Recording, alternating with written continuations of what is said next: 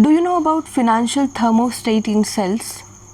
You can never earn more on the outside than the inside. Financial thermostat in cells मतलब क्या होता है कि जब भी हम पर्टिकुलर सेल्स का टारगेट रखते हैं, फॉर एग्जांपल मैंने 10 लाख का टारगेट रखा है जहाँ पे मैं अचीव करूँगी 10 लाख का रेवेन्यू, एंड सो दैट उसके ऊपर मुझे कुछ एक्स अमाउंट ऑफ इंसेंटिव मिलेगा, राइट।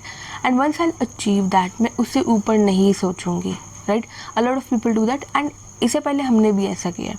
हम कुछ एक बेसिक टारगेट अचीव करते हैं एंड सेट करते हैं, वो अचीव करने के बाद हमारी ग्रोथ ऑटोमेटिकली रुक जाती है क्योंकि हमने टारगेट ही सेट किया था 10 लाख का, राइट। तो फिनेंशियल थर्मोस्टेट क्या होता है, जब भी अब फॉर एग्जांपल आपके कंपनीज़ में बहुत सारे टॉप परफॉर्मर्स होंगे, कोई अच्छा खासा सेल्स कर रहा होगा, कोई अच्छे खासे 1 लाख 2 लाख 3 लाख महीने के कमा रहे होंगे, और कुछ लोग हैं जो 10-20 हज़ार कुछ ज़ीरो पे बैठे होंगे। क्यों?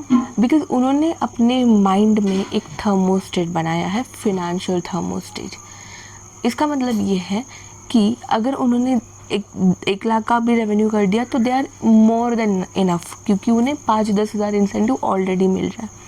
बट कुछ लोग ऐसे होंगे जो 10-20 लाख 30 लाख का रेवेन्यू अचीव करेंगे क्योंकि उनका फिनेंशियल थर्मोस्टेट बहुत बड़ा है। तो फिनेंशियल थर्मोस्टेट तभी बड़ा होगा जब आपका इनसाइड, आपके माइंड के अंदर एक कॉन्सेप्ट बहुत बड़ी होगी। Currently I have this mindset that I can deserve 1 lakh rupees monthly, I can deserve 10 lakh rupees monthly. जब तक ये मैं खुद को नहीं बोलूँगी और अंदर से जब तक ये आवाज़ नहीं आती yes you are capable, you deserve that, तब तक आप वो एक्सेप्ट नहीं करोगे। और जब तक आप वो एक्सेप्ट नहीं करोगे तब तक वैसे एक्शन आपकी नहीं होगी। बिकॉज फिनेंशियल थर्मोस्टेट वो आपके माइंड पे डिपेंड है, क्योंकि क्यों बंदा एक 1 CR कमा रहा है, क्यों बंदा एक 10,000 कमा रहा है, because they have the financial income thermostat. उतना अचीव करने के बाद वो कंफर्टेबल हो जाता है, right. So follow for more sales learning.